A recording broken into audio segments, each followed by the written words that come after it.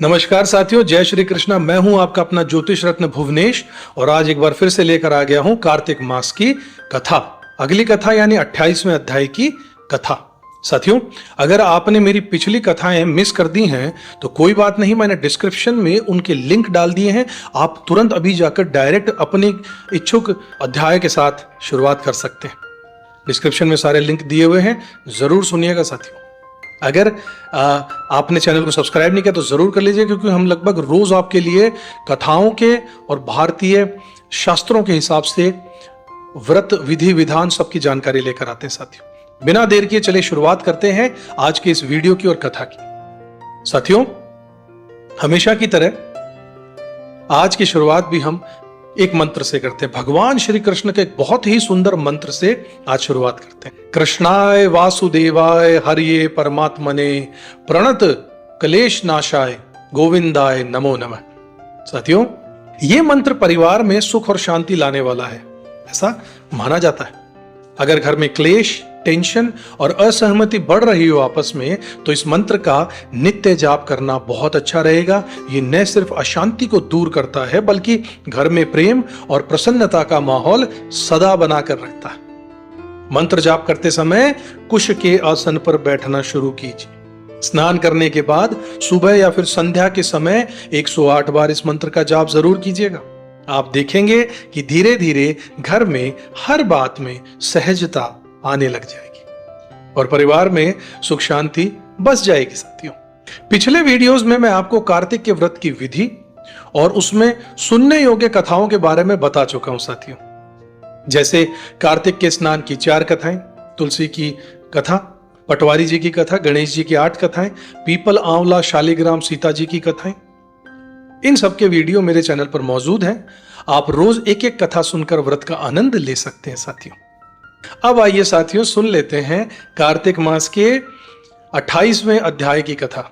आज की कथा है दृष्ट बुद्धि धनेश्वर ब्राह्मण के उद्धार की कथा। भगवान श्री कृष्ण सत्यभामा से कहते हैं कि हे प्रिय, उज्जैन नगरी में धनेश्वर नाम का एक ब्राह्मण रहा करता था। वो अपने कर्मों से दूर पापी और दुष्ट बुद्धि वाला था। वो चमड़े, रस और झूठे व्यापार में लिप्त व्यक्ति था। झूठ बोलना, चोरी करना, शराब पीना और अधर्म के काम करना उसकी आदत बन चुकी थी। परंतु हर पापी के भीतर भी ईश्वर का अंश तो होता ही है। इसलिए एक दिन धनेश्वर महिष्मती नगरी पहुंचा और वहां पवित्र नर्मदा नदी बह रही थी। उसी तट पर भक्तजन कार्तिक स्नान कर रहे थे। वहां उसने बहुत से वैष्णवों को देखा। कोई भगवान विष्णु का पूजन कर रहा था, कोई पुराण पढ़ रहा था, कोई भजन कर रहा था और कोई तुलसी की माला धारण किए हुए था, मंत्र जप में लीन था। धनेश्वर हर दिन उस तट पर घूमता, वैष्णवों का दर्शन करता, उनके साथ बातचीत करता और धीरे धीरे उसके भीतर भी भगवान के प्रति भावना जागने लगी। जैसी संगत वैसी रंगत आने लगी। 1 महीना तक वैष्णवों के संपर्क में रहकर उसने भगवान के नाम का प्रभाव अनुभव कर लिया। फिर एक दिन धनेश्वर अचानक से कहीं गिर पड़ा। लोग दौड़कर आए, उसे तुलसी जल और नर्मदा जल से स्नान कराया और भगवान का नाम भी सुनाया, हरे कृष्ण हरे नारायण। इतना सुनते ही उसने अपने प्राणों को त्याग दिया।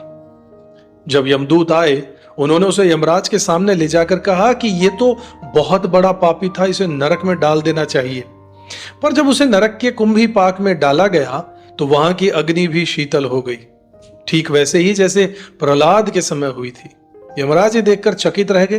तभी नारद जी वहां पहुंचे और बोले कि हे यमराज, ये नरक का अधिकारी नहीं है। इसने जीवन के अंतिम समय में वैष्णवों का दर्शन किया है, स्पर्श किया है और संग लिया है। उसने नर्मदा के तट पर तुलसी और भगवान के नाम का प्रभाव ग्रहण कर लिया है। इसलिए ये नरक का नहीं, वैकुंठ का अधिकारी है। भगवान श्री कृष्ण जी इसके बाद बोले कि जो व्यक्ति वैष्णवों के दर्शन मात्र से भी जुड़ जाता है, वो उनके पुण्य का भागी भी बन जाता है। धनेश्वर ने भले ही पाप किया हो, मगर उसने वैष्णवों के दर्शन से अनगिनत पुण्य भी अर्जित कर लिए।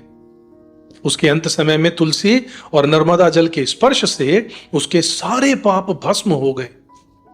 इसलिए भगवान ने उसे नरक से मुक्त कर दिया है और उसे देव योनि में पुनर्जन्म दिया है। तो साथियों, ये थी कार्तिक मास के 28वें अध्याय की कथा।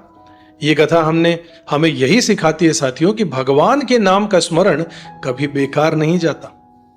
जो मनुष्य जीवन में कभी भी सत्संग, वैष्णव संग और भगवान का नाम अपना लेता है, वो अंत में मुक्ति का अधिकारी बन ही जाता है। अगर आपको ये कथा अच्छी लगी हो तो इस वीडियो को लाइक कीजिएगा, शेयर कीजिएगा और चैनल को सब्सक्राइब जरूर कर लीजिएगा, बेल आइकन दबा दीजिएगा ताकि अगली कथा आपको नोटिफिकेशन सबसे पहले और तुरंत मिल जाए। साथियों, आपका सब्सक्रिप्शन यानी हमारे चैनल पे आपका आना और सब्सक्राइब करना ही हमारी सबसे बड़ी जोश वाली बात हमारे लिए होती है साथियों, हमारा मोटिवेशन है। इसलिए जरूर कीजिएगा, अपने साथियों में शेयर भी कीजिएगा। साथियों, अगले वीडियो में फिर मुलाकात करूंगा, तब तक के लिए खुश रहिए। जय श्री कृष्ण।